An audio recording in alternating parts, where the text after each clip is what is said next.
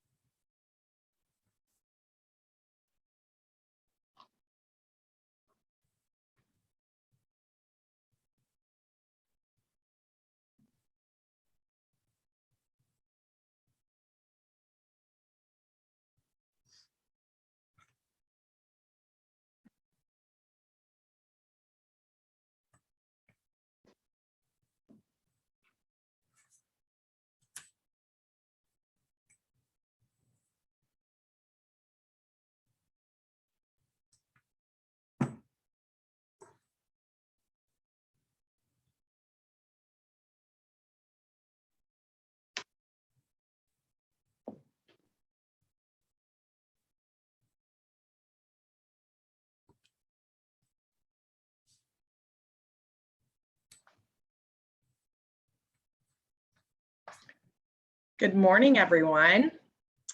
Welcome and thank you for joining us for part 3 and our final Ignite Summer Speaker Series brought to you by BHHS Legacy Foundation. To best manage today's event, all participants are automatically placed on mute. You do have the ability to use your chat function, and you have the ability to use the Q&A. Thank you again for joining us, and now I'd like to introduce our speaker, Dr. Jill Stamm. Dr. Stamm is the Prevention and Brain Science Learning Specialist for Arizona's Children Association and was the co-founder of New Directions Institute for Early Childhood Brain Development. She's also a professor emeritus at ASU and is a national and international speaker on brain development and later school achievement. She is the author of 2 popular books on early brain development, Boosting Brain Power, 52 Ways to Use What Science Tells Us, designed for busy caregivers, and a popular parent book, Right from the Start, the simple science-backed way to nurture your child's developing mind from birth to age 3. Currently, she is a member of the National Advisory Panel of the Learning and the Brain Conference Series and a member of Dr. Bruce Perry's training group for the neurosequential model of caring. She has 2 adult daughters, Kristen, a neuroscientist, and Jenny, born prematurely with physical and developmental disabilities, but who has flourished with her mother's understanding of her unique brain functioning. And without further ado, I'd like to introduce Dr. Stamm. Jill, it's all you. All right, thank you, Rachel. I've known Rachel for years. She's a friend of my daughter's, Kristen's. And, you know, before we put up any slides and get started with a PowerPoint, I wanted to say a few things directly to all of you in the audience. First, thank you for coming today. And by coming, I already know that you are really serious about finding out new information or reinforcing information to help you raise your children the best way that you can. And I have to say, I know that it is a lot harder today to determine what are the things that really matter. There's so much information out there, and you guys are bombarded with do this for your child, do that for your child. But so seldom are we given the opportunity to say, but why am I supposed to be doing these things for my child? Many of the behaviors that you are using to help your child's mind to grow to be the best, to help them to develop physically, mentally, socially, all of those things. There are a few little tricks along the way that I do think are going to help you. And by saying that they're tricks, they're really cueing into messages now from neuroscience. As Rachel mentioned in the introduction, I'm really lucky. I have my own little neuroscientist that I can confer with because I'm not a neuroscientist. I'm an educator. I used to teach elementary school years ago, and then I taught at ASU for 25 years. I'm now working with a fantastic group of people at Arizona's Children's Association, bringing messages from neuroscience in a very practical way. So the first book that I wrote with my daughter, with my little neuroscientist, was filled with good information, but lots of text. And I finally realized, really busy moms and caregivers don't have a lot of time to sit and leisurely read paragraph after paragraph. So today, what I've done is I've pulled just 3 ideas from my latest book that really has really short messages about sharing things that really matter. So if we can go ahead and start the presentation. I'm not going to share with you 52 things. I'm going to share with you 3 things. But in order, let's go to the next slide. Yeah, this is what I was saying. It's helpful if we understand why. We all know, because we are privileged to hear so much about the brain today, which was not true 20 years ago, let alone 40 some years ago when I was having my children. But we all are getting familiar with the idea that the brain actually changes due to the kind of input that is happening. Today, I want to encourage you to start to try to care for your child in very deliberate ways, partially those ways that are reinforced by science. And to think about what I call the ABCs of early learning, which is attention, bonding, and communication. Everything that I write about is written from those 3 buckets, if you will, of information, because most of what the scientists are finding nest really nicely in one of those 3 areas. But let's look at the next slide. How is it that the scientists actually know what's important and how the brain actually grows? This is a simple little illustration of the easiest way that scientists started to find out about the brain, and that's with an EEG. When I look at this, I've included it purposely with these 2 different age groups, because not only the little person on the left, which, by the way, how they got this child to sit still for putting all of those little things onto their head is a mystery. She seems quite happy. And as interested as I am and that you are in early childhood, lots of brain changes actually also happen in the teenage years. Obviously, we're not going to have time today to talk about that, but as your child grows, it's not all over by the time they're 3. Lots of important structures are formed in birth to 3, but lots of change happens, particularly in the teenage years. So the scientists, let's go to the next. The scientists spent the first maybe 10 or 15 years of carefully researching brain growth and development by deciding what are the parts of the brain and what do those parts actually do. But you know what? I'm not asking you to even bother to think about that, because just knowing what the parts do doesn't help you at all.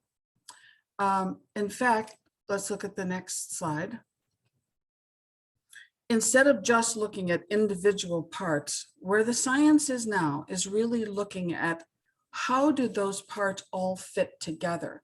And what is a thought? I mean, what parts of the brain are you using simultaneously to articulate these words that I'm saying?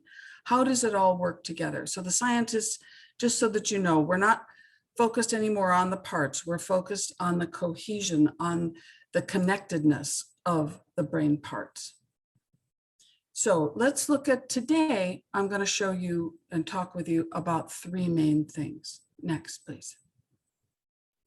The first very clear message from neuroscience is this: that all brains develop in essentially the same sequence. We end up with very different brains because we have different input, we have different biology, we have different DNA. But the process, the sequence is the same. And if you know the sequence, you can begin to pay more attention to those things that are currently developing. And I think that is very helpful to you as a parent. Let's go to the next. So the first way to talk simply about how the brain develops is that it develops from the back to the front. So I'm going to turn sideways here, from the back to the front, from the inside of the brain out, and from the bottom up. Let's look at the next slide, and you can see on this scan pretty clearly. You can see the back to front. Look at how much activity there is going from the back of the brain to the front, to the back, to the front, to the back, to the front. And also, this is a good illustration of the inside growing out. Go to the next slide. That third way of from the bottom, so I really can't do this, but if I could, I'd be way in the back of the brain, way down low and in the center. And the brain develops in a swooshing motion, if I can do that, to the frontal lobes here. This I have included to show you this brainstem area. That is actually the first, it's developing in utero, the whole brain is developing in utero, but the brainstem has regulatory functions that keep us alive. It's where our heart rate, our respiration, our maintaining our body temperature, those kinds of very basic things for keeping us alive. But it also is the area of the brain that is most impacted by initial relationships, by the development of trust, by the development of, am I safe as a human being? Because if I'm not safe, things start to happen in my brain that alert me to that. And so that's one of the other topics that we're going to talk about here today. But I thought you would like to see these very colorful images showing this back to front, inside out, and bottom up. Let's go to the next. So, why we are so focused now on birth to 3 is because as the scientists were able to look inside brains as they were growing, we realized that the earlier a system develops, the more resistant it is to change. And I've said here's the good news and the bad news. If a child has really healthy beginnings, coming into a loving home, people who are very attentive, very attuned to the child, the brain develops in a really healthy way that lasts for a really long time because it's resistant to change. So good things that start are going to stay as much as we can predict, that will stay really well formed. The bad news is if a kid comes into the world and has severe neglect, abuse, non-responsive caregiving, that also develops that earliest part, the way down low in the brainstem and in the middle parts of the brain. And those stressors are difficult to change. Not impossible. We're going to talk about that. It's not impossible to change them. And the work that I'm doing with Dr. Bruce Perry is evidence of that. There are programs now that can take kids back to very early times of how we respond to them that can actually start to heal the brain in those earliest regions. Next, please. To show you what I mean about structure, this is kind of a complicated slide. It comes from the Harvard Center on the Developing Child. Take a look at what happens in the first year of life. This was actually, as much as I was learning about this as I was going on in my field of interest, seeing it displayed this way is really kind of shocking. Look at all of the important things that we need to function as human beings that actually get their structural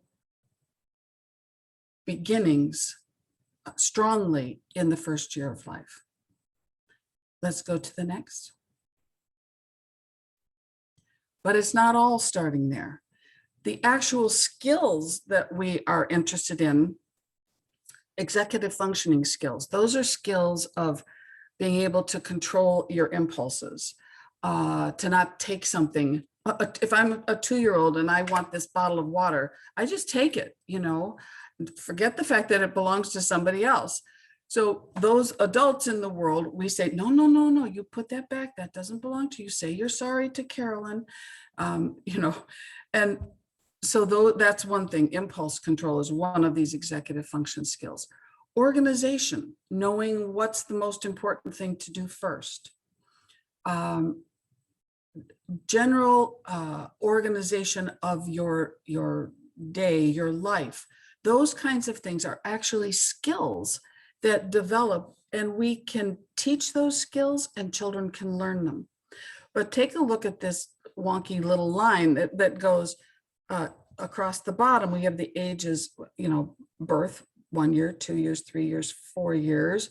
Look what happens in the 4th year of life.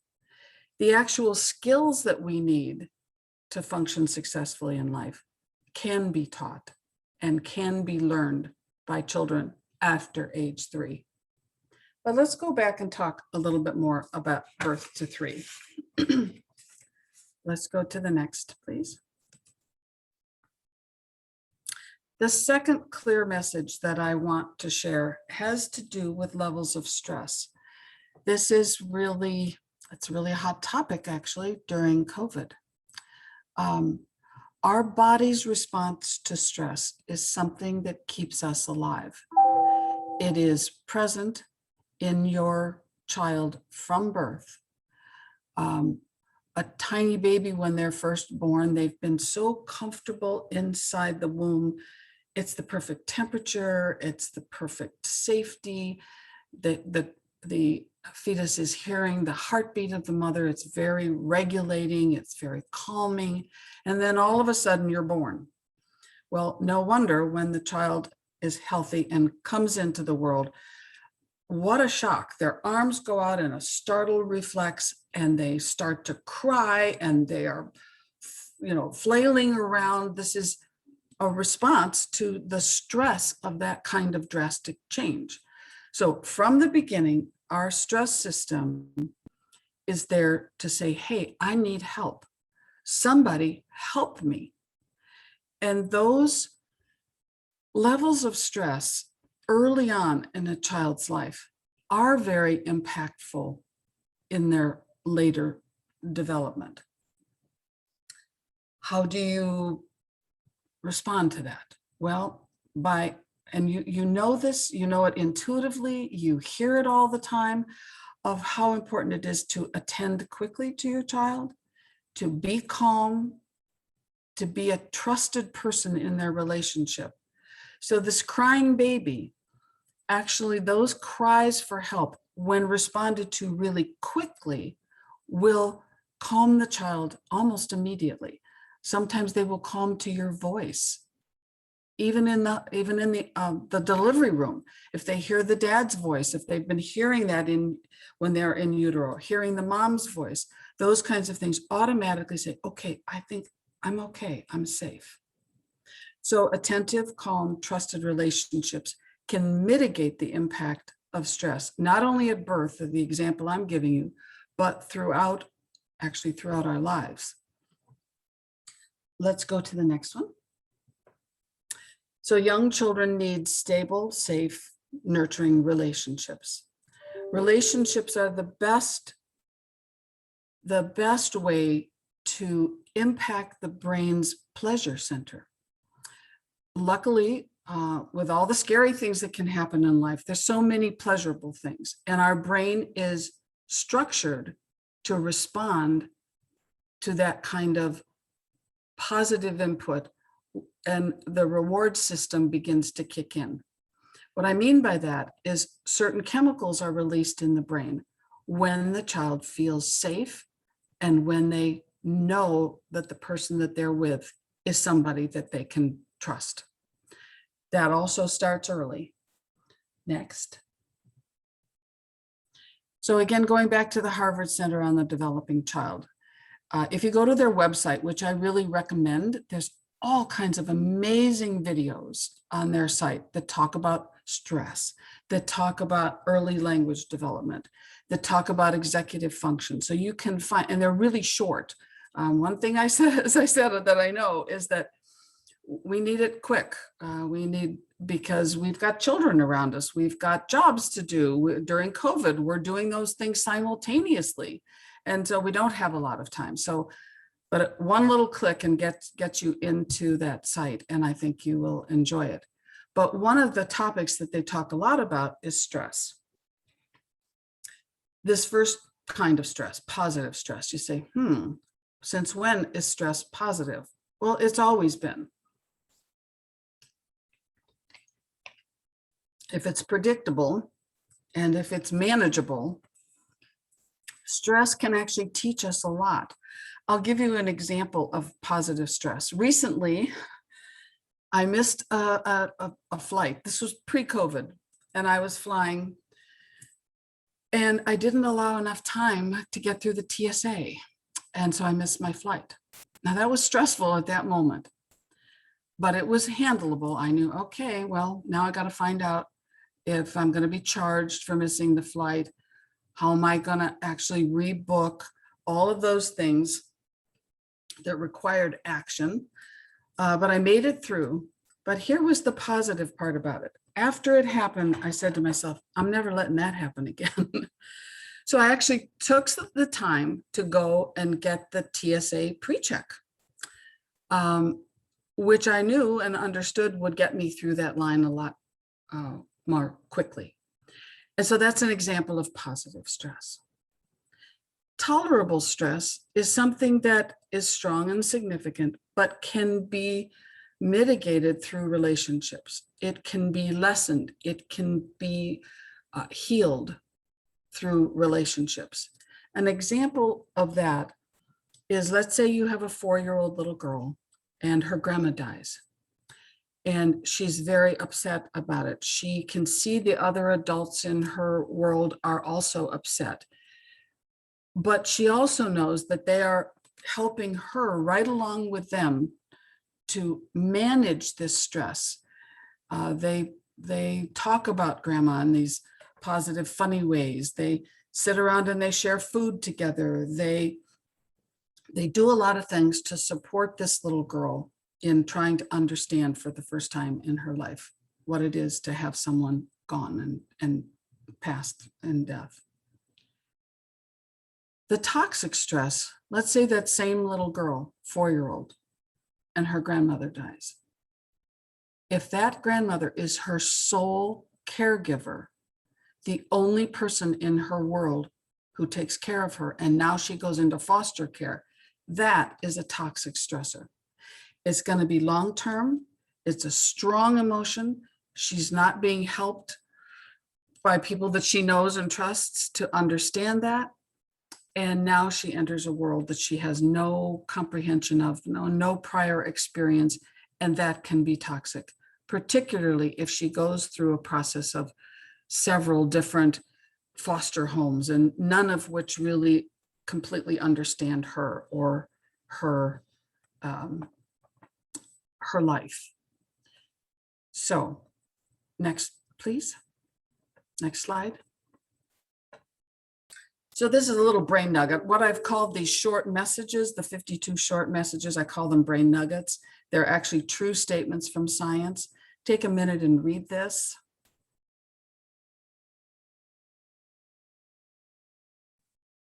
So not only does it affect our emotions, but my degree is actually in learning. And so I'm always looking to see what kinds of things affect a child's ability to learn when they get to school or learn when they're young. Too much stress and fear, and the receptors for learning actually shut down.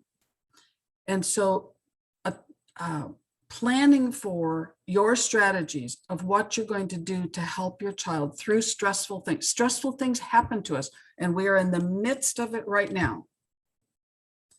So being deliberate in thinking about what kinds of things am I going to do to mitigate this stress, to never let it get to the toxic level, that to have the most be tolerable, but really the most is to be looking at how can I positively learn and help my child to learn from the stressors that we're experiencing right now. Next, please.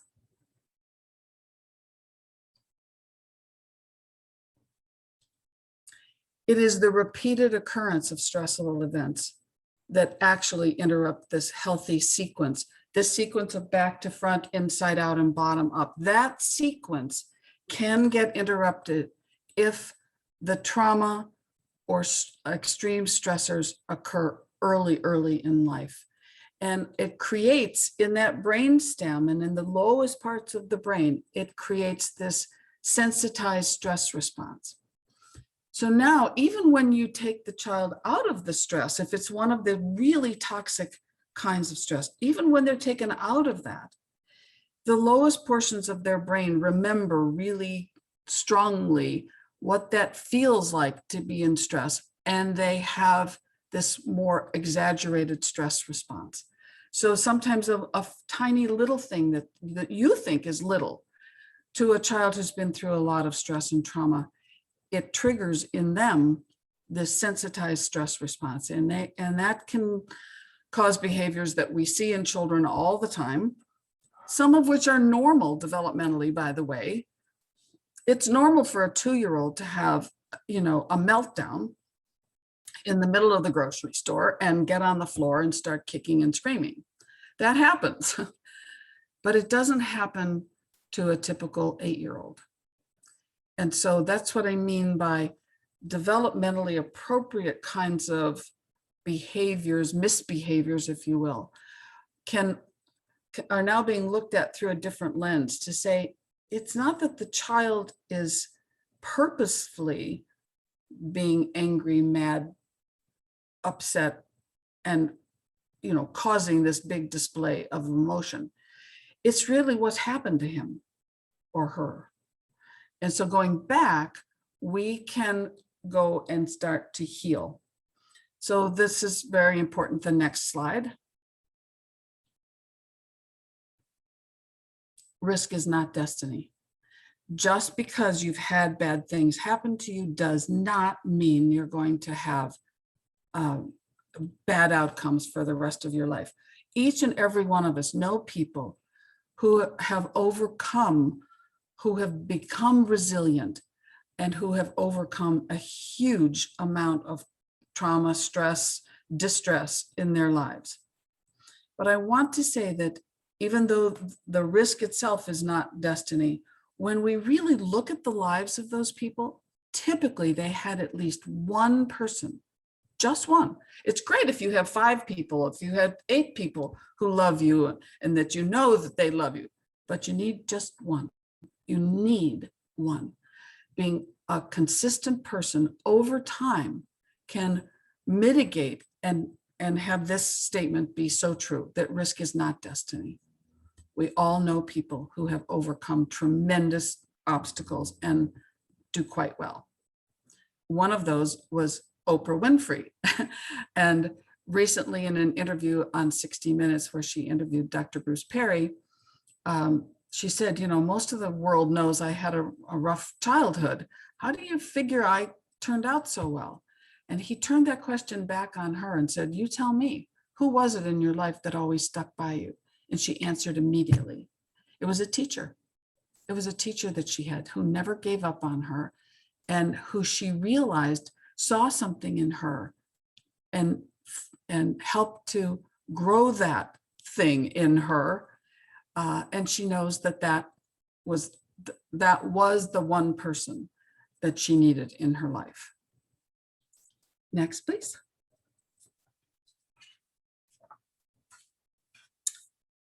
The reason we can repair, the reason we can become more resilient, the reason why we respond differently when given new opportunities is because of this characteristic of all brains, plasticity. That means plastic, moldable, bendable, this remarkable ability to change due to the things that we're learning and that we're experiencing. So I want to emphasize to you, it is never too late to improve the life of a child. Not at 14, not at 18, I believe not at 24. Not that they're a child anymore at 24, but parts of them are a child. And so it's never too late. we can, through finding trusted relationships, go a long way to heal whatever is bothering us. Next, please. So the third clear message from neuroscience, and I wanted to have this be the last one so it can be a very positive statement. Playing, having a good time, enjoying oneself is actually neurologically an amazing thing that helps us in many ways, including the ability to learn. So realizing why play is important for motivation and learning. And I mentioned the pleasure center of the brain before. Things that the second statement, the pleasure center of the brain is important for why we do things. A silly example, why I do a thing, I am addicted to potato chips. Those people who work with me know, and they bring me potato chips on my birthday and so on. I just really like potato chips. And when I have one, I go, boy, that tastes good. Let me do that again. It's that felt so good. I want more of that, is actually triggering in my brain the reward center of the brain that actually says to my brain, do that again. So it is actually, it's not the play, it's not the potato chips, it's not the actual things that you're doing that cause learning to happen. It is because the reward center wants you to do that again. It is actually the doing it again. It is the repetition that causes learning to happen. So we have this very direct relationship. Play, which is fun, causes in the brain that a reaction in the reward center that says, let's do that again. And it's then the repetition that causes memory. So the sequence goes not directly from play to memory, which I think is a message that Americans, worldwide people don't exactly want to believe. They're like, well, how does play cause learning? And it's because they don't know these middle steps. Play causes pleasure. Pleasure causes repetition, and repetition causes learning. So whatever it is that we're repeating, the brain will form stronger circuits around. So I'm going to share with you, since I can't be there in person. If I were there in person, I would, share with you one of the early childhood lift to flap books, but we're going to pretend here on Zoom. So go to the next one. So let's assume that this little thing occurs in a lift to flap book. And so there's this little leaf, and you're sitting reading the book with the child, and you say to the child, what do you think is hiding underneath this leaf? And just, I don't know. Let's peek, let's see. And then you lift the leaf, ta-da, and you say, it's a ladybug. Now it's our turn as the adult reading the book with the child for the first time to talk about the ladybug, to talk about the colors, to talk about the shapes, to talk about their little legs, to maybe share experiences of when I was little. I used to like to watch a little ladybug that would walk across my finger, and I would try to connect my other finger on the other hand to see if the ladybug would cross over. So I start telling those little silly tales to the child and talk about color, shape, size, whatever. But then let's go to the next one. So the child's having such fun with this whole book that they want to do it again, and they want to do it again, and they want to do it again. And you're like, after about the 10th time, you're like, clearly they know what's underneath there, but they come to that experience with you with the same enthusiasm. So you play along and you say, so Carolyn, Charlie, Gladys, whatever the little child's name is. So tell me, what do you think is hiding underneath the leaf? Go to the next one. And they say, it's a ladybug. And you say, you're right, it's a ladybug. It is at that moment, go to the next slide. The reason why that child wants to keep repeating it, and it's the pleasure, is that their brain is actually in the reward center giving a little squirt of dopamine. Dopamine is the feel-good hormone that is actually responsible for saying, let's do that again. This squirt of dopamine is such a pleasurable experience in our brain that becomes associated with learning. Young children who are experiencing the success of knowing the right answer just love it, and they become addicted to learning because it feels good. When anytime you and I are able to predict through something that we learned, when we can predict what's going to happen, it feels good. We just all love being right? I mean, don't you just love the feeling of getting it right?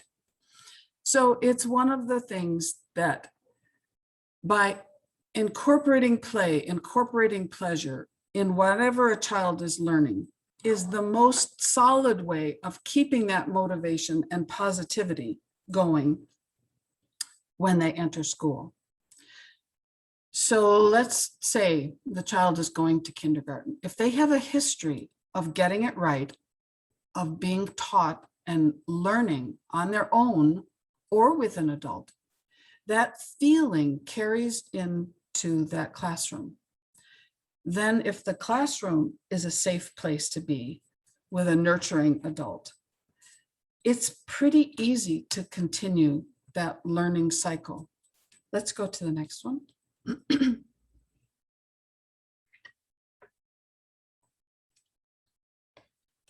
It's really about chemistry. It is that dopamine response.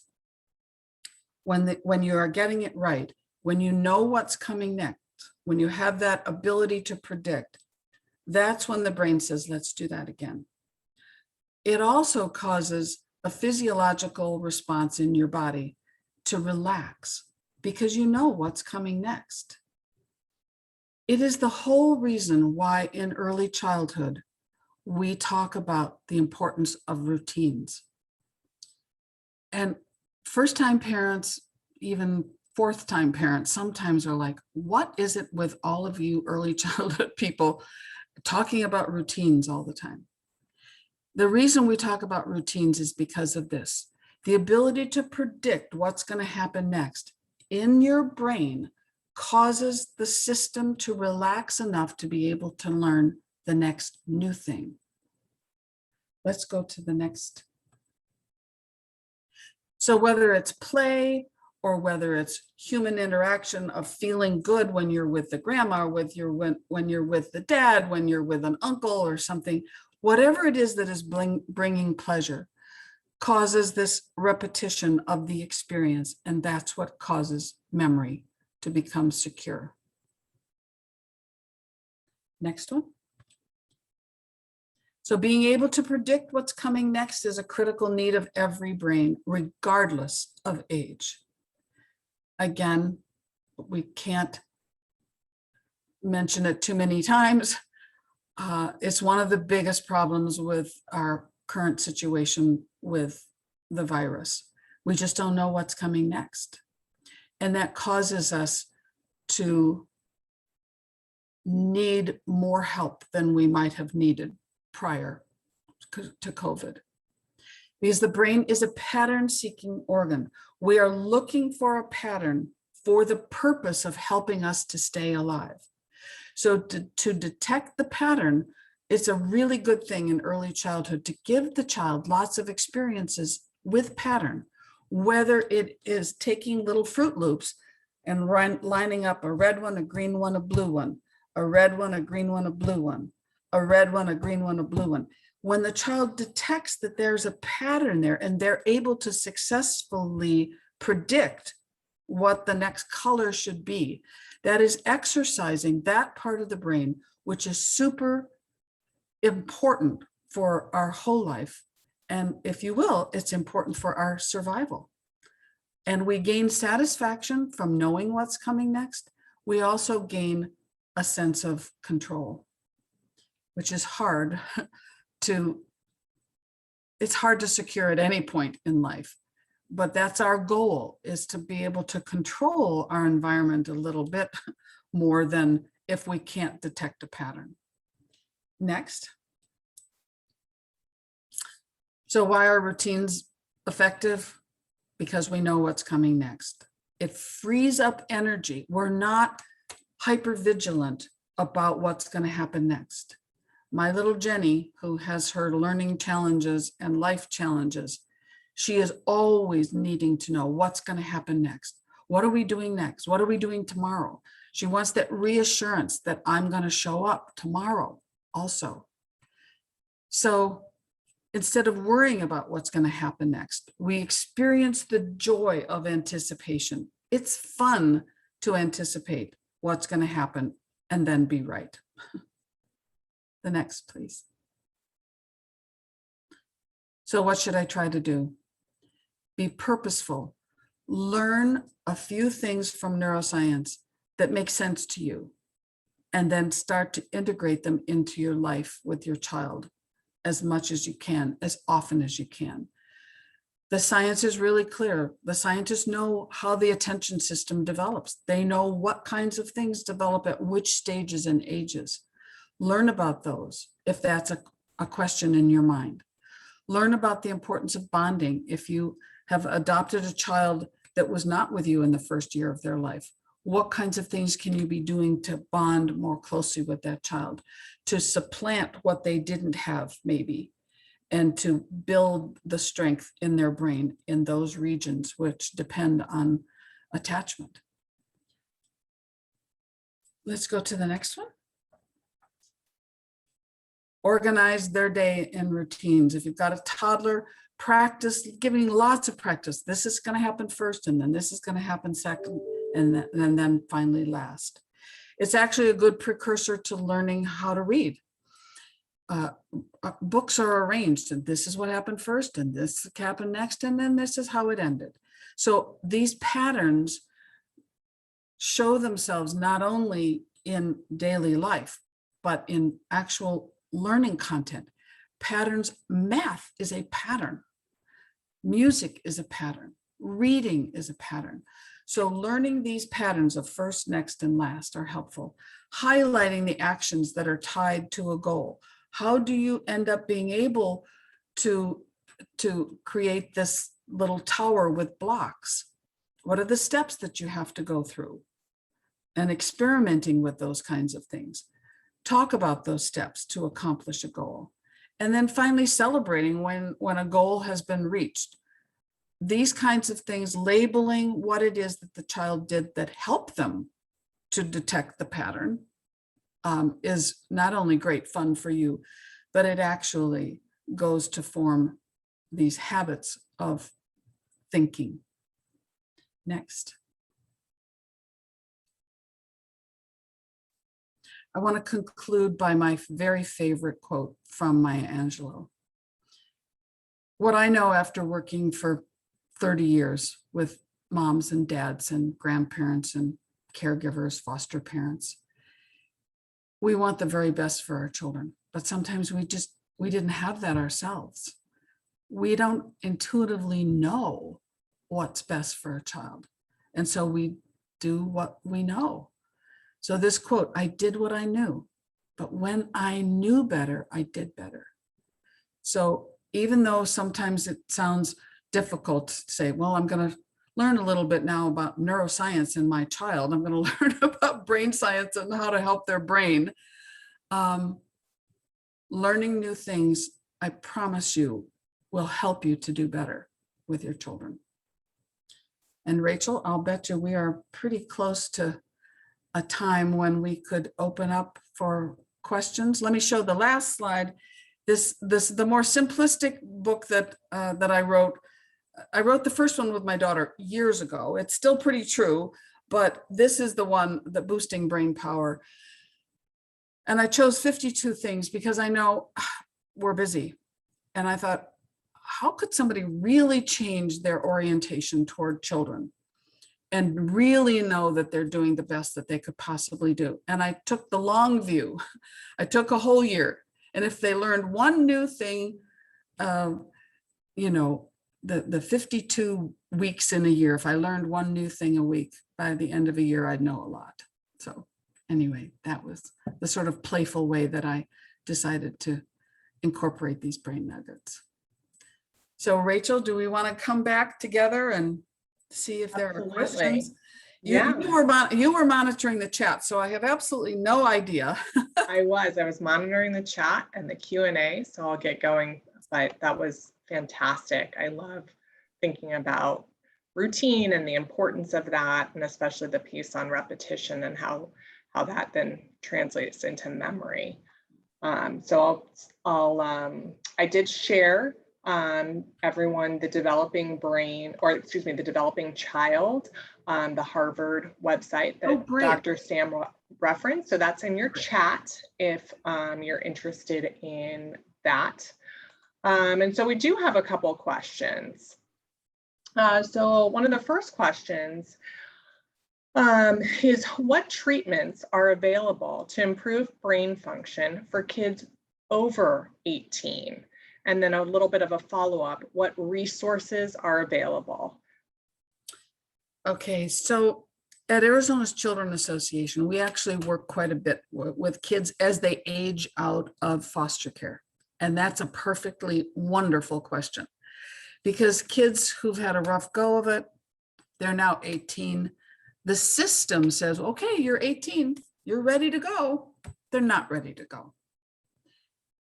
The sense of, and what we do with them is we work cohesively with groups of 18-year-olds.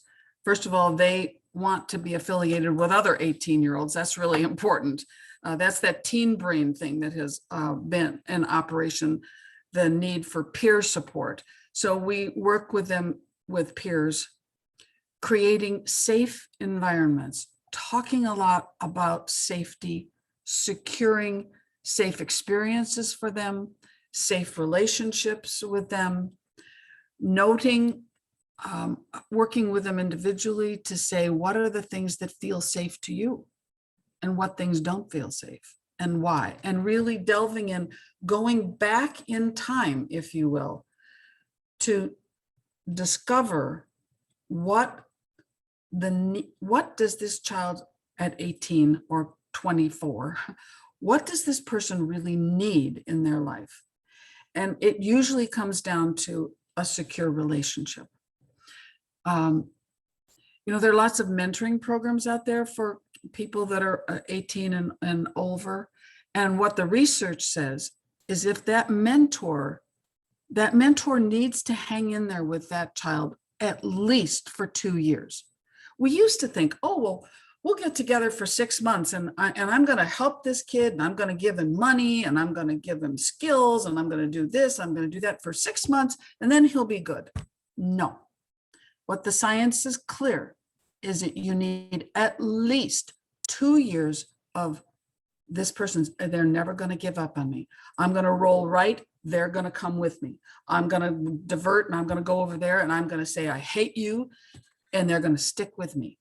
That idea of sticking with that person, no matter what,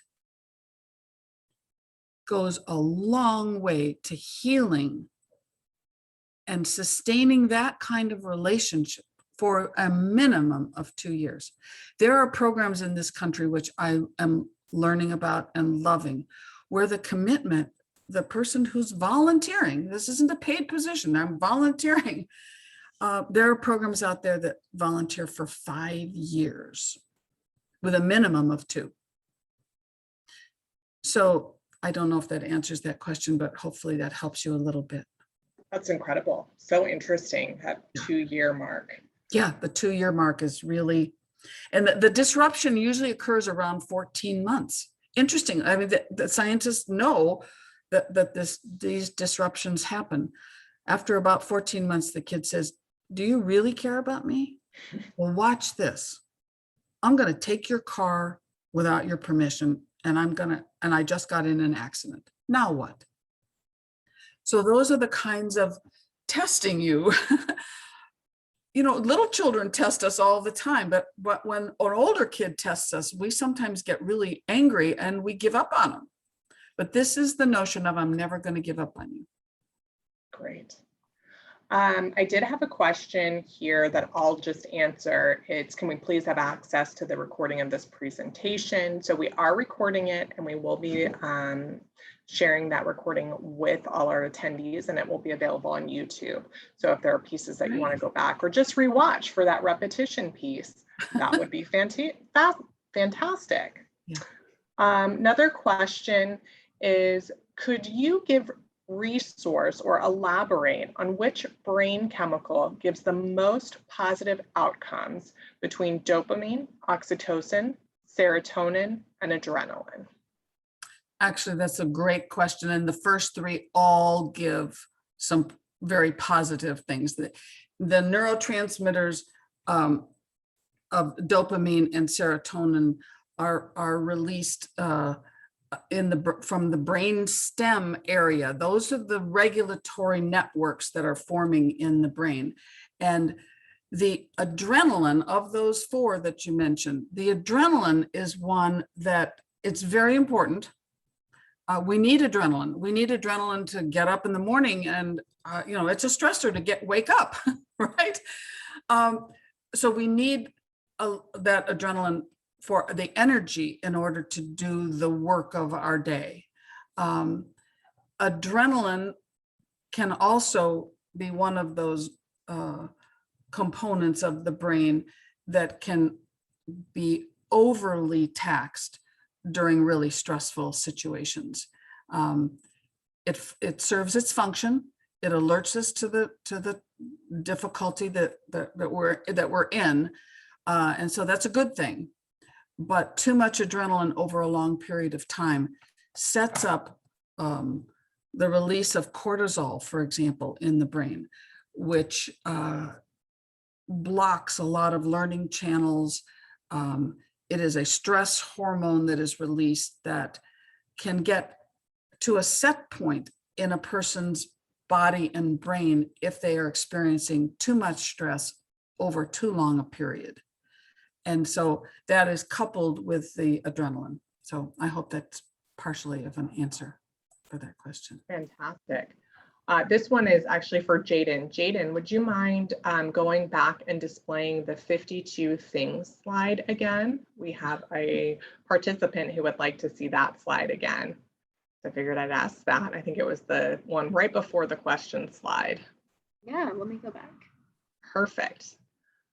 There it is. So Elsie, that's your 52 things slide again for you. And then I have one more question. Again, if anyone does have questions, there's a question and answer box. You can put them in and I will read them. But I have one here that came through from one of our participants asking, my daughter was very outspoken and an extrovert until her first grade. But we saw a big change one day when she became very shy and introverted.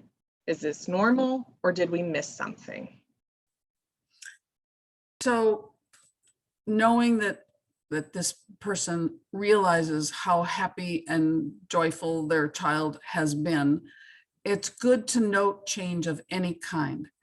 But, we can't be everything to our children. There's a certain, that letting go process when they go to school, we don't know what happened. She could have been overwhelmed by a number of things. And you'll never know what it was that caused this change in her. So good for you that you noted the change, because it means maybe you can start to do a little something to give her more reassurance.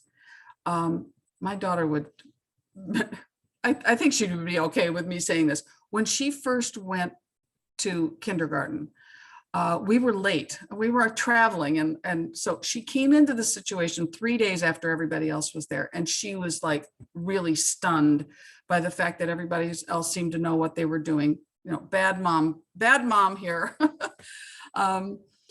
We also have to forgive ourselves, by the way. Take some grace. We're not perfect. We have to be good enough. We don't have to be perfect. But anyway, what I did with her, I gave her this little mouse, And the tiny one that she could keep in her hand. And I said, when you are feeling stressed, and I don't know whether I used the word stress, I don't know exactly what word I used, but said, when you need to, I want you to just rub this little mouse, and just rub, and then you'll feel better. I told her she would feel better. Whether I really knew that she would or not, clearly I did not know. And then she just sort of forgot about it after a while. One day I saw that she left the mouse at home. She didn't need it anymore. But it's funny, all these years later, this little neuroscientist that I have, she still has the mouse. And there's parts of the mouse that are completely rubbed off, where the little felt, was a little felt thing, and the felt is kind of rubbed off. So it's kind of a nice thing. So be thinking of some little thing that you can do, not monumental, and not to make her feel bad that she's experiencing some distress, but give her a little teeny tiny out. It's my best suggestion. What a beautiful story. I really like that. So we don't have any other questions. We have just a few comments that I'll share with you, and we'll send these to you, Jill. But a comment from one of our participants, very educational. I feel this should be a part of a parenting class that the behavioral health agencies use. And then tons of thank yous coming in. We have one of our viewers is in the UK. So really providing a ton of feedback on how you broke down some pretty complicated information in some simple ways. I do have some questions that came in.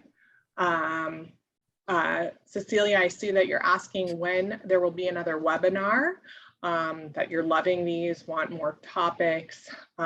Please share that with us. You can email us on our general email. This is the last one of this summer series, but they were a huge success. So I'm certain, provided we have some funding, we can do this again. All of these were funded by BHHS Legacy Foundation, and so we were able to do this.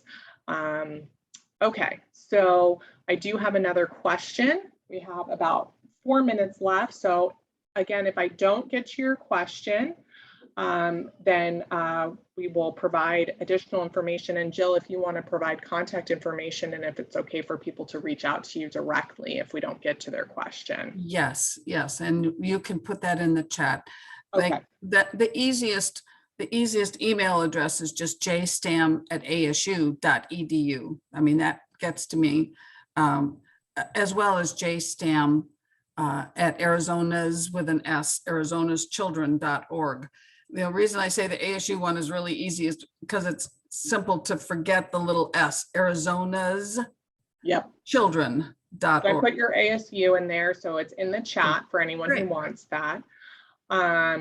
So there is a question that came in. I have, let's see. It was, I think, in part to a response that you gave. So does it mean that a timeout or grounding or other strict ways of giving punishment to kids doesn't work? How do you suggest discipline in order for kids to learn? Yeah, wow, that's a whole seminar in and of itself. Right, I agree. Whoever this person is, you are absolutely right. Punishment seldom works. And the reason why it doesn't work, there's many reasons why it doesn't work, but one of the reasons is it doesn't suddenly uncouple these processes in the brain that cause the misbehavior. And so those still stay there. And even though, so what we have to do is give a better way of behaving and practice that one, because the other one, the misbehavior doesn't just melt away. It's still in there and can return and show its ugly head again under different circumstances at a different time. So the best way for discipline is, first of all, through the trusted relationships, to make sure that you as the adult are calm, and lots of people are using the word regulated, that you yourself have done a couple of deep breathing trials before interacting with the child, and then working with the child to get them calm enough for them to hear the message. So often adults will start to yell at a child. The child actually does not hear what you're saying.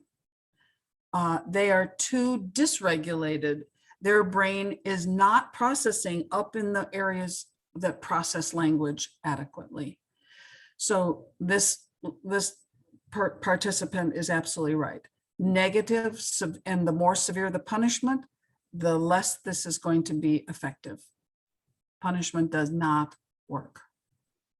I love that. Thank you for explaining that in such a clear, and it is hard as parents.